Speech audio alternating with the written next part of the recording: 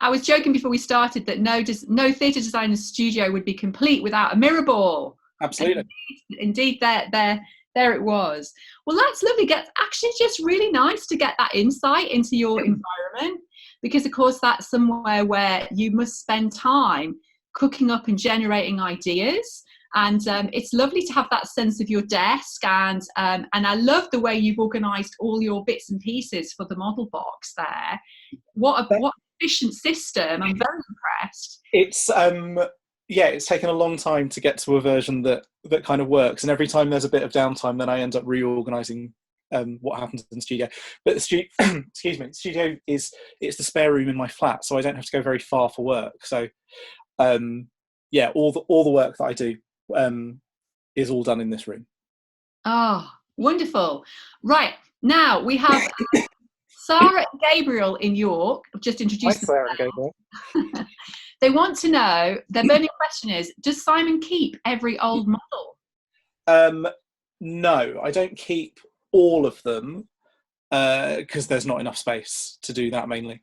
But I tend to keep the shell, like the theatre building, if I've made one of them myself. Sometimes I get them from the theatres, give them to me to work with, but a lot of the time I have to make them myself, so I tend to keep them because they take up quite a lot of time to make them. But some of the shows I keep, some of them I might keep a piece of, like if there's one particular bit that I like that I just quite liked making from a show, but that's just been on my shelf for years, but I don't have the rest of the model for that. But yes, I tend to keep bits and pieces that sort of remind me of things that I've done, but I don't keep the whole thing. It's just not enough space for that. And if you kept every model, I was going to say, how big would the house need to be? Significantly bigger. Like the ones that I do keep, I have to break down so that they're kind of as small as they can be. I can't keep them all kind of built full size. Everything's flat packed, which is why it all goes up onto those shelves. Just sometimes, it's funny because I've never really thought about this before, where models go at the end of a process. Just sometimes they end up in the theatres. Do theatres hold on to them in workshops? There's a lot of models that have been lost to workshops around the country. And theatres do keep hold of them. Sometimes it's for different reasons. Sometimes theatres will keep hold of them if they think, like especially if they think that something else might happen with the show later on. They can still need it for reference. Sometimes designers just forget to pick them up, or they don't want to pick them up. So I tend to try and rescue them, because I would much rather, if they're going to get thrown in a bin, that I throw it in a bin and keep the bits that I want to keep, rather than just the whole thing disappears. So even if I know that I'm not going to keep it, I still try and bring them home for a little ceremony at the end. Oh, my goodness. Right, we've got a question from Phineas in York. Do you ever use Lego to plan out the model? I don't use Lego. I do have a big Lego head that I keep bits in.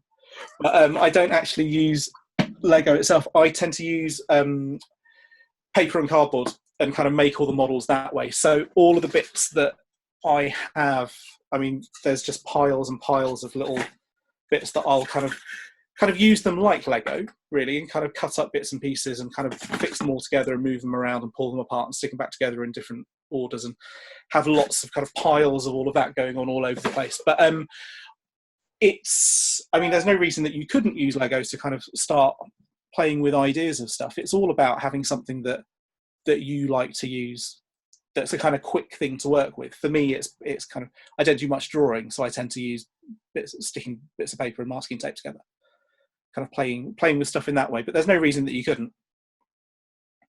Excellent. Right, now the questions are flowing in, so let me just develop this further about this idea about how you sort of make the sets.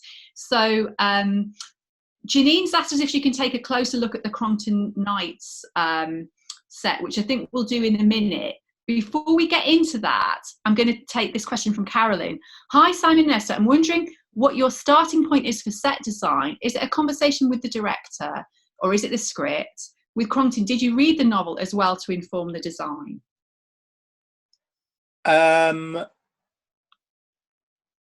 Is it? Well, yeah, it's always a conversation with the director. But with this particular one, with Crongton and I guess with Noughts and Crosses as well, both of those were new adaptations that were being written kind of as we were working on the show. So I think it's probably fair to say that we hadn't got a finalised script of either of them when we started work on them. That's very true.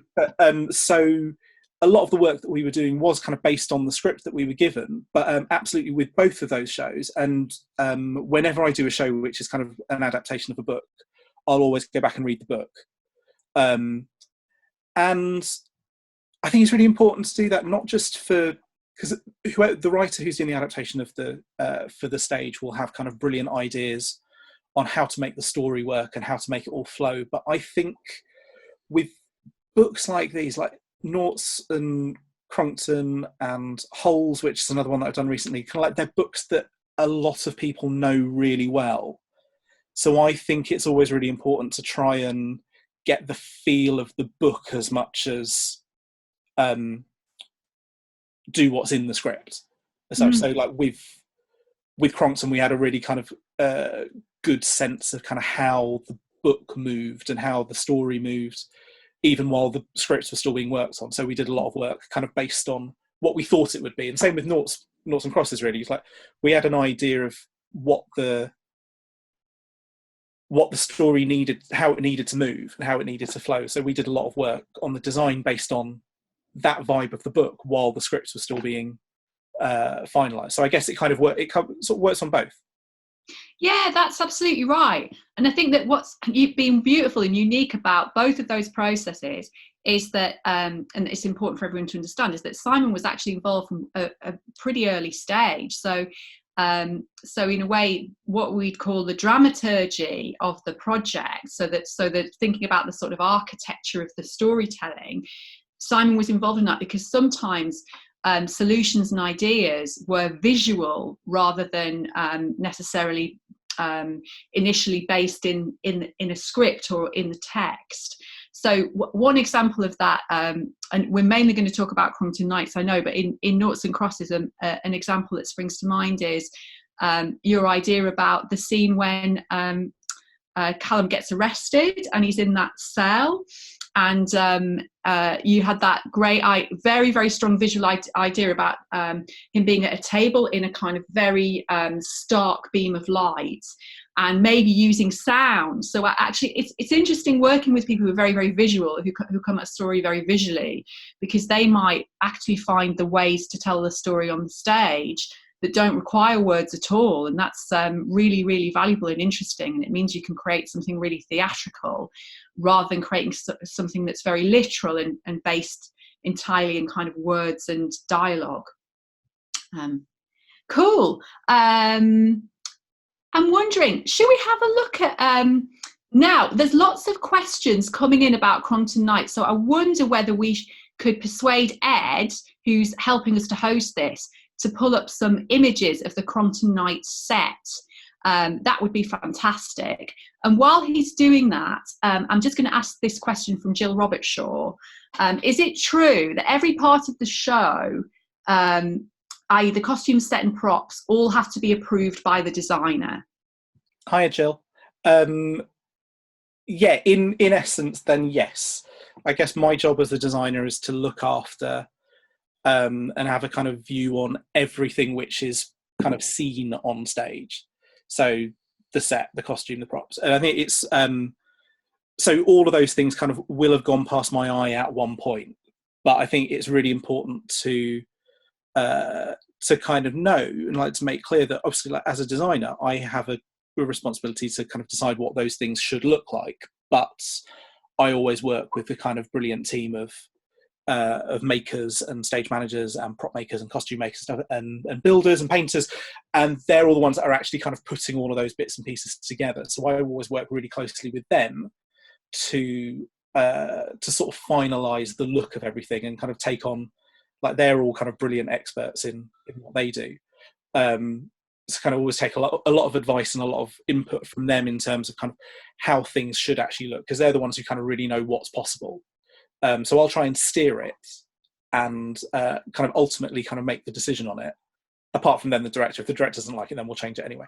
We'll have a little chat about it at least. But yeah, generally everything that's on stage, I will kind of have the sort of final say as such in terms of what it all looks like. Absolutely, and it's really important to have someone who has their eye on that, because you just couldn't do that as the director, because when a show is opening, there's so many elements coming together. What's brilliant is having all your specialists there, because they're thinking about their area and making sure that is at the highest level that it can be to communicate the story. So the director couldn't possibly really do that, take care of that anyway, because they're thinking about everything and they're also thinking about the actors. So yeah, that's great.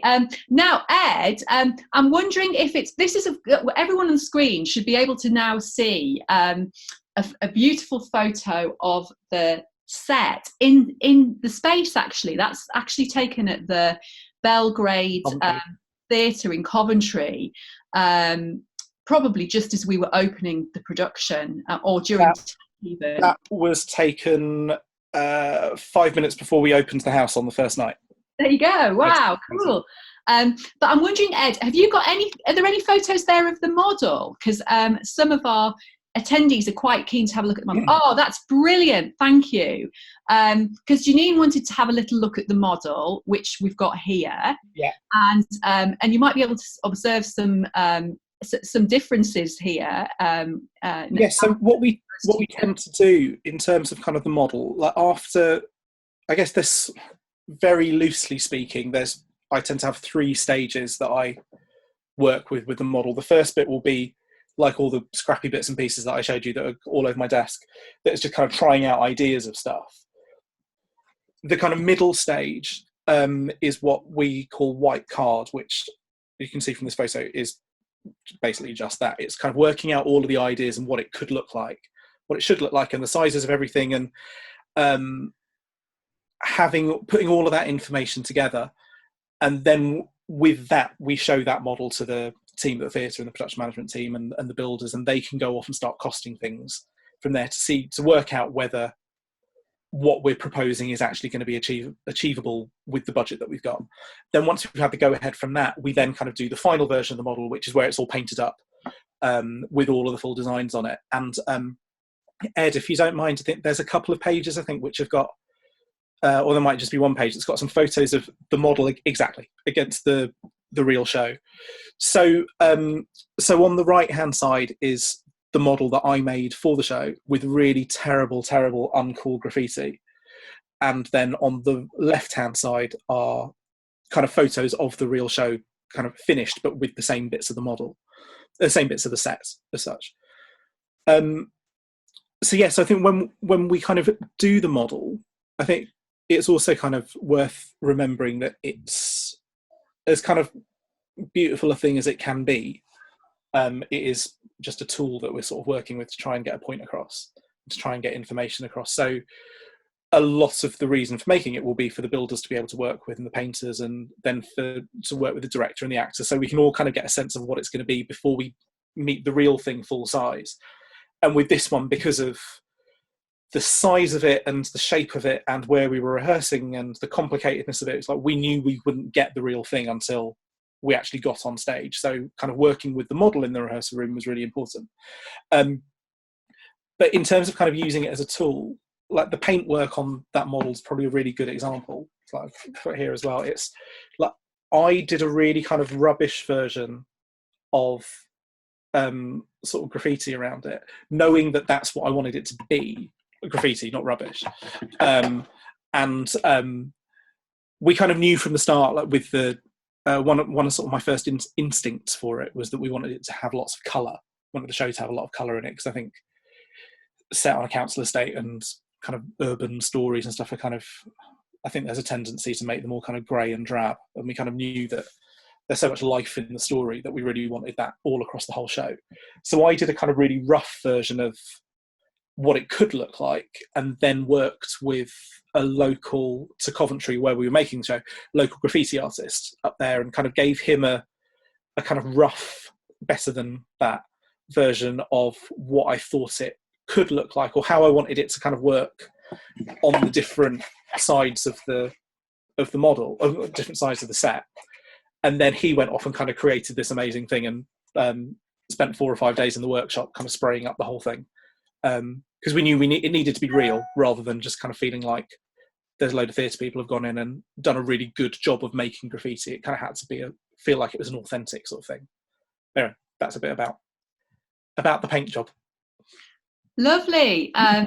Well, first of all, you say that your kind of painting of the model was rubbish, but good grief, the idea of having to do that, Simon, I think you did an absolutely magnificent job. Well, thanks, but it was rubbish in terms of like it was kind of knowing that was absolutely not the style that it needed to be for the show, and it's kind of really about, like I said, kind of making it a tool that it's something that we could talk about rather than communicate with. Exactly. Yeah, yeah. But as I always sort of say to Simon and designers, designers can work so extraordinarily quickly, and that's why it's so interesting seeing your studio and seeing that you've got some resources there in your drawers. Because sometimes we will have a conversation, Simon and I, a few days before a white card, and I might have seen some bits and pieces, and then I'll be thinking, oh my goodness, how is Simon going to make all 24 hours? And then this beautiful, handcrafted model that's been perfectly put together with, perfect joints between bits of cardboard, as you can see on the look at that beautiful garage, and how that's, it's, how big is the model? Hold it up again. It's a really small thing, so just the attention to detail that goes into these things, I find really beautiful, and I'm really impressed by it, because this is not my skill set. Just with that, we tend to do just a bit of technical. We tend to work in what's called 1:25 scale. So that means that everything is 25 times smaller than real life. So in that's the size of a person. And so we kind of generally work everything from that size. When I tend to start off, and like I said, I'm doing kind of all the kind of rough sketchy bits that with random bits of cardboard. I've just found this, and we do 1:50, which is half that size. And that was like an earlier version of when we were trying to work out what this big piece of scenery needed to do with all the different levels and stuff. So I kind of made a very small version of it, which is it's quite similar to where we ended up, but there's kind of lots of changes that we kind of made along the way. But we tend to do kind of really small ones, because then they're even quicker to work with, and then gradually get bigger, so you can add more detail as we need to. But it's fantastic, the making of the model, because as soon as you've got something in, it's all very well talking in the abstract or sketching things out, but as a director and a designer, if you can sit down together with 3 dimensions, you can start to have really electric conversations and really... Well, that's sort of one of the reasons that I think I don't do much drawing, because like theatre is a 3D thing. Like I tend to go into kind of making models I find that much more useful than sitting and doing lots of beautiful drawings. So everyone works differently, and some people are kind of produce beautifully drawn and painted things, but it's not how my head works. Yeah. Okay, another question from Janine. With Crongton Knights, did you have an idea of the multifunctionality of the stage furniture, or does it evolve in rehearsals? Thinking especially of the wheelie bin, which is the police desk too. Hi, Janine. We did have an idea of the multifunctionality of it. I think with Crongton, I guess a bit of background to it. We kind of knew that, like I was saying, kind of like from reading the book, we knew there's a certain speed to the way that the show works, or the show would need to work. The story all happens kind of over one night, and we kind of felt with both the book and then with also kind of what MTAS was writing, that there's a real kind of pace to it, and it really needed to feel like the kids are in charge of telling the story, and it's kind of they can run around and do whatever they need to do, and tell the story in the way that they need to tell it. So I think I knew quite early on that I didn't want lots of stuff and lots of kind of naturalistic real stuff, because there's so many scenes and so many locations across it. I wanted something which would be much more a kind of playground for them to be able to tell the story in. and that became like most of it was solved with this thing which we call the castle, and then kind of putting that on a revolve so that it could be, they could move it around whenever they needed to kind of make different locations, and then having these other pieces which could kind of be climbed up and down. And then, to be honest, there wasn't really much space left for anything else. Kind of once we had those bits on there. So I had, while I was doing a bit of research, I found a really great picture of a graffiti-covered wheelie bin, and I thought that'd be quite fun to kind of, again, sort of feel like it's something that we recognise from a kind of urban environment and from a cityscape, and something that we kind of know, but then covering it in loads of really bright colours and kind of putting it as part of our world.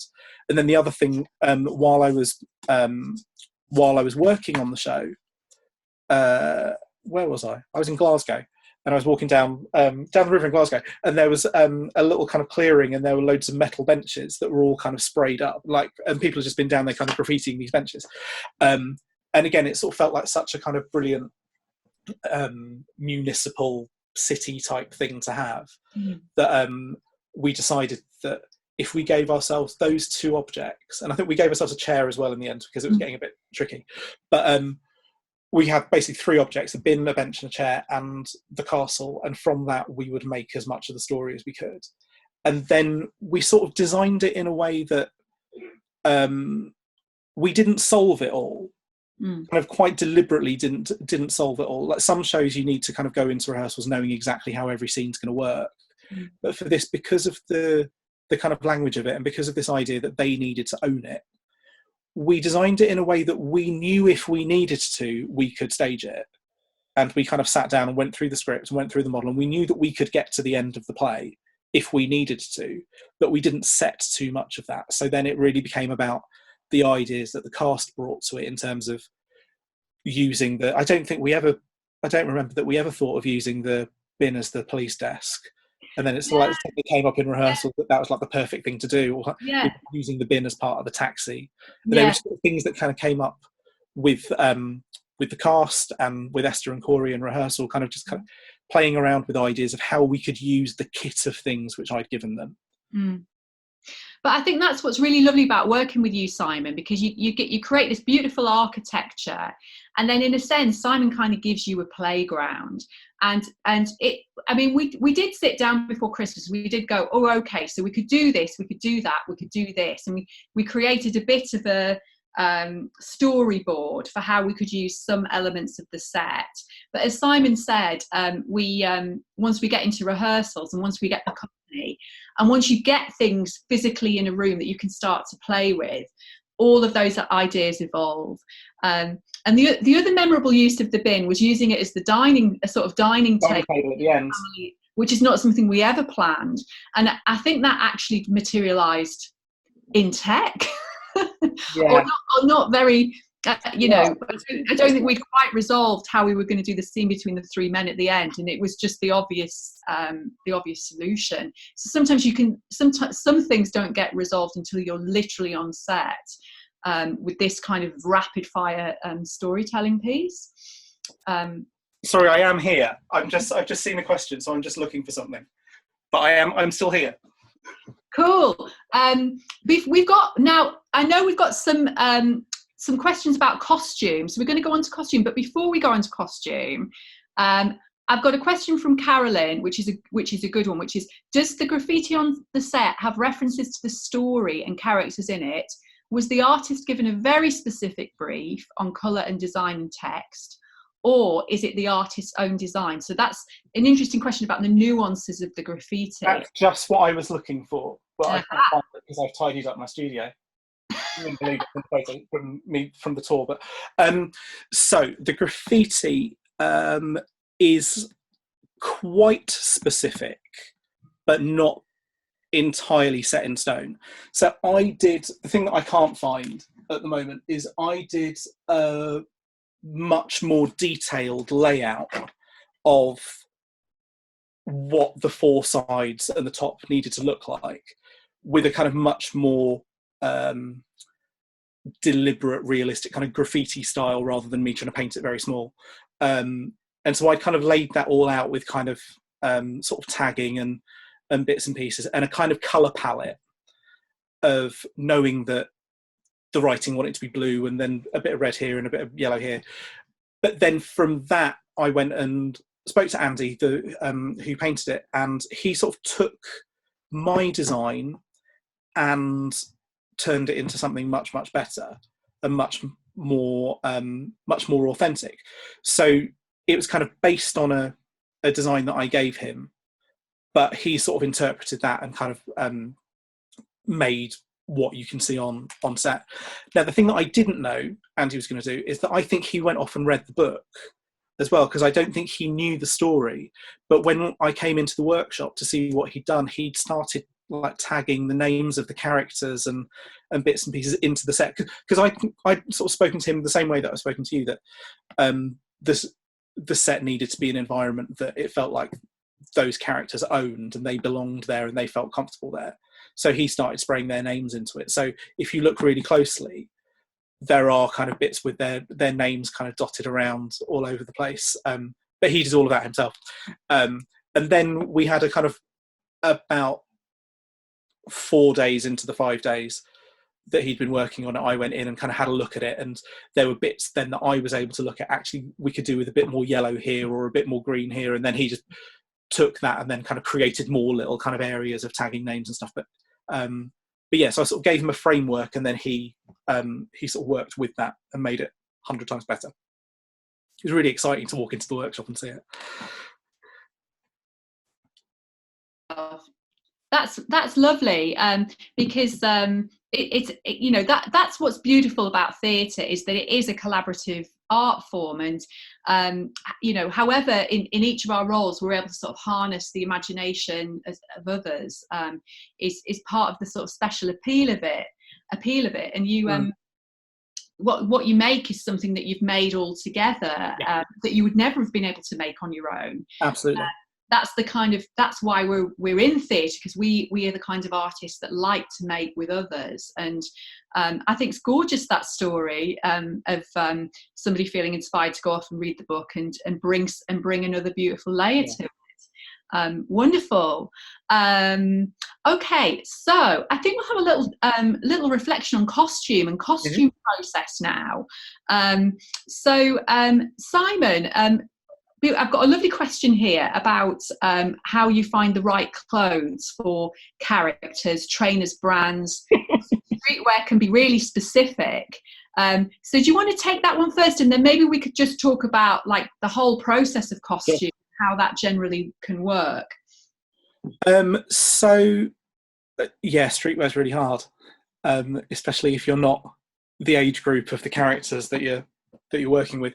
But with Crongton, we had there are a couple of things in our favour with it. We knew that, see, all of the characters in it are all kind of 14, 15. It's kind of they're not kind of, they don't have jobs, they're not earning money. It's all, they never have like the best stuff. They spend a lot of time talking about, like, teasing each other about how they don't have the best stuff. So we knew that kind of gave us a little bit of leeway to not have all the kind of most expensive stuff, or like all of the cool brands. I also decided that all of the costume was going to be black, white, and grey, because the set was also brightly coloured. I still wanted the crew to kind of look like they were their own kind of little group. So we kind of decided that we'd only use that colour palette. So again, that kind of limited what we could do.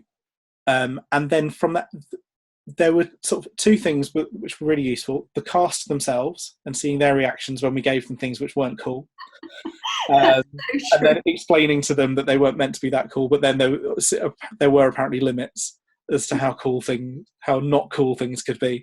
And then also I spent a lot of time, I mean, part of it's research and kind of seeing, like, watching, I think when we started work up there, I think or at some point it was school holidays. So actually there were a lot of teenagers just wandering around town, and it's kind of seeing what people were wearing, kind of keeping an eye on that. And then also talking to the staff in the sports shops where we were buying everything, and kind of asking them, like, what the cool bits were and what the affordable bits were, so kind of what different kind of demographics of kids were buying, or what parents were buying for their kids. And we, alongside that, we decided that I didn't want anyone to kind of look too coordinated and like have lots and lots of brands. So we decided that everyone could have decent trainers, and then the other stuff that they were wearing, they could have one thing which was name brand and one thing that wasn't. So they weren't kind of decked head to toe in kind of designer sports gear.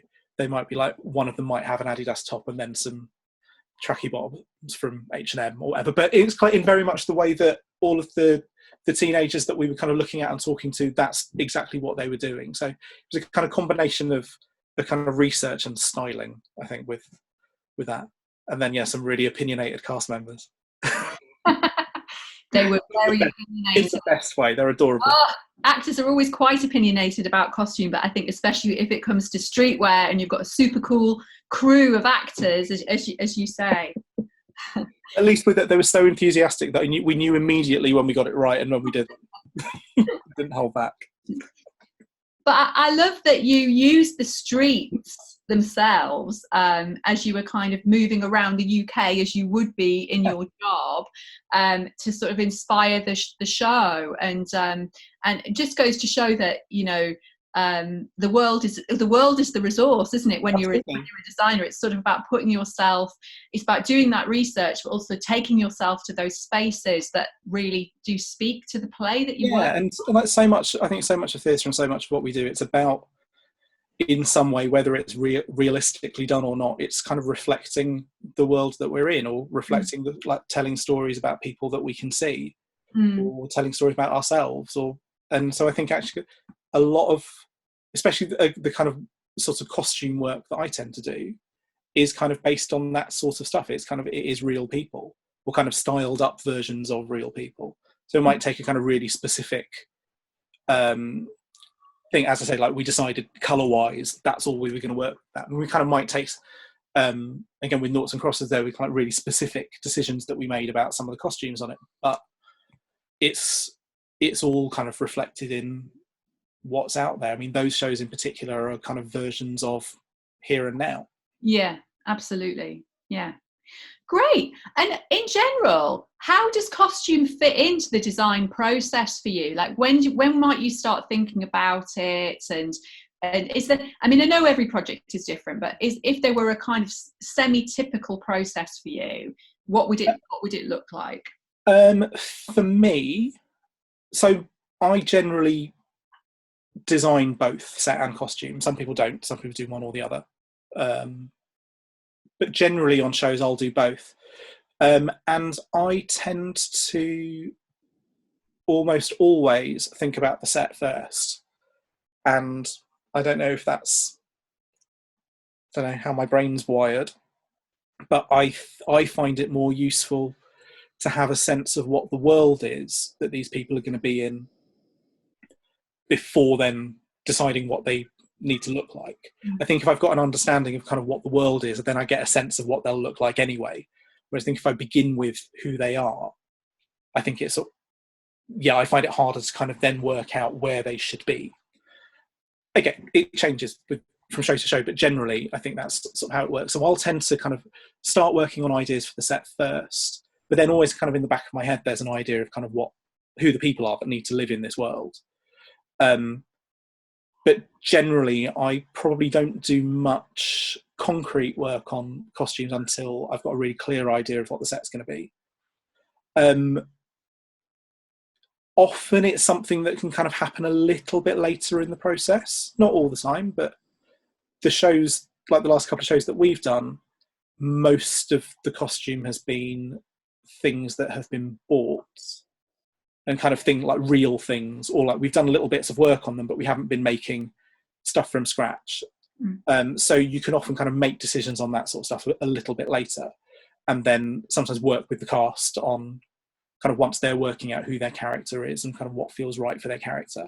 I don't like to leave it too open because I think it can go on forever in that way. But again, thing like with Crongton and with Noughts, both of them, we probably would have been out and bought maybe 3 versions of what I thought could work for that character. And then kind of working with the actor, we kind of try on all those versions and different combinations of those versions until we find something that they feel comfortable in and they feels right for what they're doing. And then I also like the look of. Because I've kind of provided those options, I know they're things that in some combination I can make work. Other shows, you have to kind of work earlier than that, and it's not as flexible as that. Sometimes, like if it's a show like this, you can actually take people out shopping themselves, like if it is all kind of modern stuff. But another show that I did recently was all set in kind of 1860, and we knew that all of the women were going to be wearing kind of massive Victorian dresses that were all going to need to be made from scratch. So we started on all of that work before we even started rehearsals. So at the end of the first week of rehearsals, we were already doing costume fittings with things that were half made. So for shows like that, it's harder to involve the actors in the same sort of way.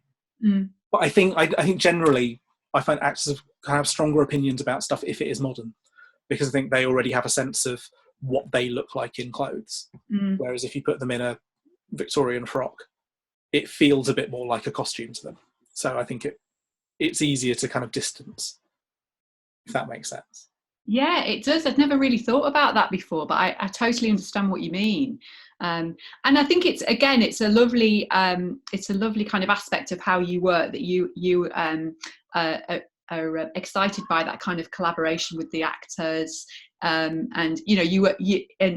at part of the learning journey and process for you on this was, how are they going to react when I bring all these trainers in? I remember that day, the trainers' day was, and then can't start wearing them straight away because some of them really loved their trainers. And was it Amy who plays who had the best trainers, and that was a great source of hilarity in the company. And Amy very much enjoyed, because as you know, Venetia is a queen, as she describes herself, and she enjoys strutting around. So that really added to Amy's. Yeah, because the first pair of trainers that we bought, we're definitely not happy with. It was definitely not cool. Let's take a few more questions here. So we've got from Janine: how do you collect your ideas for inspiration? Are you constantly taking photos? Yeah, I guess I am. I mean, I don't tend to. It's often things that I'll take photos of anything that's kind of interesting at that time, rather than necessarily thinking about it in the context of a show that I'm doing. And then when I'm working on that show, then I might be able to kind of go back and find that photo that suddenly something feels quite interesting, or I'll remember that I've taken a photo of something when I'm suddenly looking for a bit of reference on what a door should look like or something. But yeah, generally I'm just taking random photos of all sorts of stuff. It might be buildings or people, or try not to take too many photos of people, but buildings and the light, the sky, trees, all of that sort of stuff. But anything which feels like it's a kind of interesting thing. And then I just have kind of stacks and stacks. Well, I've got like hard drives full of photos, completely uncatalogued. I don't know how I'll ever find them again, but there's something about, I think I've got quite a photographic memory, so there's a way that, like, if I've taken a photo of it, I sort of remember somewhere that I've got a photo of it. Fantastic. This is from Sarah and Gabriel. Phineas, I haven't forgotten about you. I'm definitely going to come to your question. I'm just saving it to the grand finale of the story. But Sarah and Gabriel, you've done so many diverse shows. Is it hard to design across so many genres? It's not hard in that sense, I don't think. I think that's the reason that I really enjoy it. Because I think if I was just doing the one sort of show all the time, that would get quite boring. Whereas I quite enjoy being able to do lots of different kind of plays and musicals and operas and old texts and devised work. And I think it's the kind of the fact that it's all different that keeps it interesting. And kind of one thing sort of plays off against another. There was a bit of a joke going around when I was doing Crongton, because I was doing another show at the same time, and the set for that show was entirely white and absolutely nothing, like it was completely pristine. And then Crongton was all kind of covered in graffiti and spray paint and mud and grime, and it's just quite a nice way of kind of like not getting the two confused. That both of those shows are happening at the same time. Oh, lovely. Carolyn would like to ask about, just going back to the sets, the structure across the back of the stage in Crongton and the two tall structures at the sides. What was their significance and purpose? Two things. Ed, I think there might be a picture which has got some references, some set references for Crongton. I'm not sure if there is, I can't remember. But the towers on the sides were, it was partly a physical thing that we kind of knew that, we wanted, yeah, that's the one, thank you. We knew that we wanted stuff for people to be able to climb on, and to have height and things to kind of, to hide behind. And so much of the show we knew from the start was going to be really physical. So those towers were kind of what they became. They were sort of bits of architecture, really, that looked a bit like railings that you kind of find, just a kind of like urban railings. The piece across the back, it was kind of wanting something at the back, but without it being too present. We kind of tried it without anything there, and it all just felt a bit empty. And we're looking at all of these kind of photos of these kind of like urban areas and council estates and things.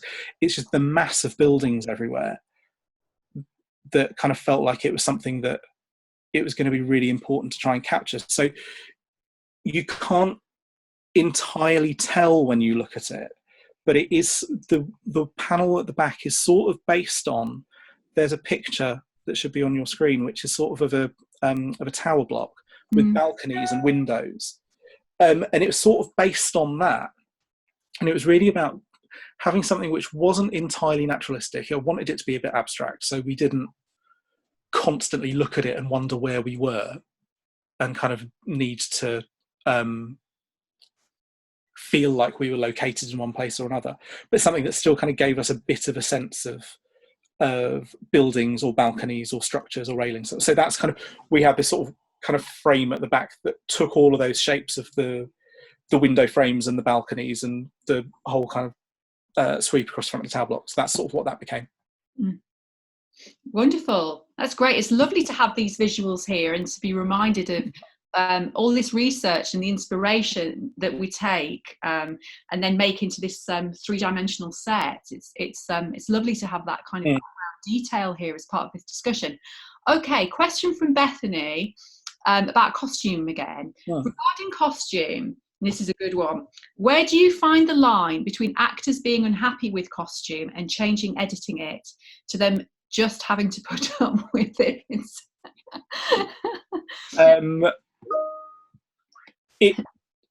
Most of the time it's fine. Most of the time it is a discussion and you'll kind of get to a point that it's okay. Thanks, Ed. Occasionally, you might have a kind of a very different, really strong idea or a strong opinion about something than the actor does. And like I said, when it's something which is, I always try and work with them as much as I can. And that process, like I said before, is sort of dictated to some extent by the amount of time you've got to work on it. If it's modern stuff and you know that you can be going out and buying things, then you've got a little bit more time to do that. If it's period stuff and you're having to make stuff in advance or hire things, then you know that it's much more limited as to what you can do. But I think it's always a conversation. I never try and kind of just make them put up with it, because they're the ones that have to wear it on stage every night and give a performance and kind of feel comfortable, both kind of physically comfortable, but also kind of feel like they are the right character. Like it has to work for them.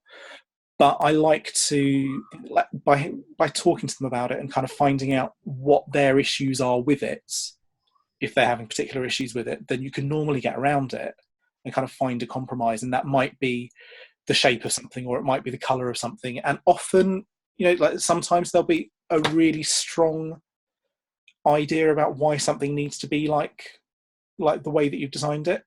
And if you can articulate that and if you can have that conversation, then they might see it that way. But I think most of the time it really is just a conversation, and like people are generally kind of respectful of that and generous and willing to kind of have that conversation, sort of see both sides of it. So yeah, I guess I try not to just force anyone on stage with something that they're not going to feel happy wearing, but I still try and work with them to find out what they will be happy with, and then kind of style it in the way that I can to make it fit the rest of the show, because it's still, obviously it still can't feel like it's just its own thing and completely different from what everyone else is doing. I think something else as well that's really important to share on this note is that obviously as an actor prepares for performance, it's a really anxiety making time for them, and they will be very, very nervous and stressed and concerned about the commitment of going out to perform. And so it's a very natural psychological reaction for them to kind of fixate on something that is something that they might feel they can control. And costume can sometimes emerge as that area. And actually, Simon always manages anything like this absolutely to perfection. Another example that I can think of with a different designer was when a good friend of mine, she's a really good friend of mine, the performer, and she's wonderful, warm, and really, really generous. She really hated this dress, and that was her first reaction, and she felt it was wrong. And there was a process that I had to kind of take her and the designer through, because I really trusted the designer. And the designer sort of had to say, you know, I'm going to make these, because it was actually a period piece, so the costume was going to be adjusted. So it was almost like we were saying to the actor, just take a leap of faith with us. Take a leap of faith.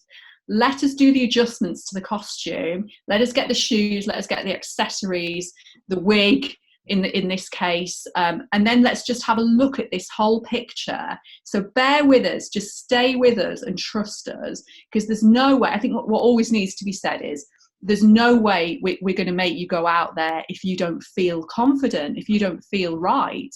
However, give us the benefit of the doubt while we kind of work through this process. And in the end, that actress came out in that dress. I'll never forget it, before the dress rehearsal, and she was like, I can't believe it, I love it. And she went from literally hating it to absolutely loving it. And she was so proud of it, of how she looked, and it really helped her define this quite comic performance in this play. And so it's a process, basically, is what I'm saying. I think it's worth remembering as well then that like when you're doing costume fittings, like often when you're doing that first fitting, nothing's ready. It is like trying stuff out for the first time, and you're pulling things out of bags and you're pinning stuff and nothing fits and nothing's quite right. And it's trying to kind of sort of have the vision, I guess, of what it will look like at the end. And I think it's often kind of it's sort of worth remembering that often when you're doing costume for a show, you might have 2 fittings with an actor, and when you kind of think that, like in rehearsal terms, an actor kind of getting a scene on its feet for the first time, they're kind of working on it and they're changing stuff and they'll come back to it and they'll come back to it. It's like that's sort of 4 weeks worth of work often, whereas as the designer you might get an hour to do that work with the actor. So a lot of it does happen when it is kind of like trying to give them a sense of what it will be without ever actually being able to give them the full thing until it's kind of getting into the technical rehearsal. And often even the dress rehearsal, you're still changing stuff and kind of making it right. But it's that design process goes on as long as the acting and rehearsal process goes on for. Brilliant. Okay, and now I want to go to Phineas's question, Okay. which is a more sort of personal question, which is, can you talk about sort of how you became a designer in the first place, and what you think kind of led you to choose it as a career?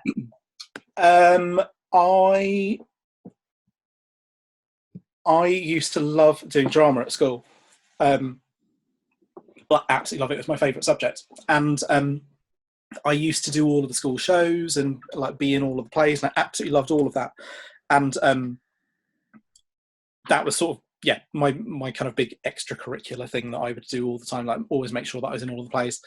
And then there sort of came a point, I remember it quite clearly, I was in a play, I was actually in the middle of a performance, and suddenly realised that I really didn't like acting. Like while I was on stage, I sort of had this realisation that like, I really loved theatre and I really loved everything about it and being part of that whole process. but just really didn't like acting, and sort of got stage fright at the same time, and just like absolutely hated it.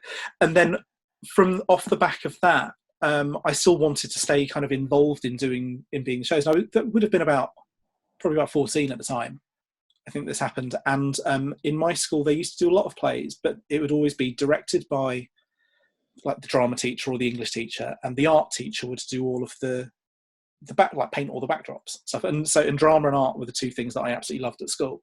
So I got involved with. I'd go and work with the art teacher and kind of go and assist him and start painting all the backdrops. And that was sort of my way of kind of staying in touch with, like still being part of the school shows. And then I ended up designing them on my own and painting them on my own. And it was my drama teacher at the time suggested to me that there was such a job as theatre design, because I'd never really thought about it, because I just thought it was something that the art teacher did at school. And she suggested that I should go and have a look and kind of see if it was something that was interesting. And I looked into it and I absolutely loved it. So I was able to kind of spend the rest of my time at school, like with my drama. I did drama GCSE and I did like theatre studies A level as well. And while most people were doing like acting or writing as their kind of module that they do within that, I was able to do design. So I was sort of doing it from that point, and then went off to art school for a year, and then went and did a degree in theatre design, and I've been working in that way ever since. But yeah, it's from school really, and from having a really kind of good teacher. Oh, that's such a lovely story. Like, teachers are so important, aren't they? And encouraging us and Absolutely. sort of showing us what we're capable of. Absolutely. But just to wrap up, because we're on 4 o'clock, this has been a thrilling discussion. I feel like the time has just flown away with us. But do you have any tips for if there's any of our gang who are listening to this who are thinking, oh, maybe I would like to pursue this as well. This is a really exciting area, which it is. Any tips if you're just sort of starting out? It's if you've got stuff going on at school, or there's other stuff kind of going on locally, or you've kind of got a theatre locally which is doing like a youth theatre or something, get involved with all of that. I think probably, like you'll probably find with most of those things, that most of the people that want to go there want to go and act, and actually they don't have many people who want to go and who are interested in these sorts of things. So actually, I think there's possibly quite a bit of that out there. And I know it's a tricky time at the moment, but I'd say otherwise, like, go and see it as much as you can, and go and see shows when you can, and see what you like and see what you don't like. There's obviously lots of kind of good opportunities at the moment to see stuff online, to get a bit of a sense of what's out there. But like, nothing can beat actually going and seeing it for real, going, like, being in a room where it happens. But it might be a little while before we can do that yet. But yeah, I think as much as you can do at school, as much youth theatre stuff that's out there, just kind of see what's there and get involved. Lovely. And I just want to say that Simon Kenny is always at the theatre. I don't know anybody who goes to the theatre as much as Simon Kenny. And it's fantastic for me, because living in York, I can't always get to see things in London, for example. But I can call Simon and I can find out what it was like. Seen everything usually, and I love that about you, Simon, because I think, in the profession, keeping that love and joy for theatre, and making sure that you go to the theatre and participate as an audience member is so important, and is also important for your own continuing practice, isn't it? Absolutely. Yeah. Wonderful. Well, I just want to thank you, Simon, so much for giving up your time. Really rich conversation. It's been great, and I could talk to you for hours. I wish we'd had more time, really. But I also want to thank all of you for joining us. I hope you found that as stimulating as I have. And next week we have, this is hot off the press, Alex Wheatle, who wrote Crongton Knights, coming to do a Q&A with me about writing, and about writing young adult fiction, and it's going to be really, really exciting.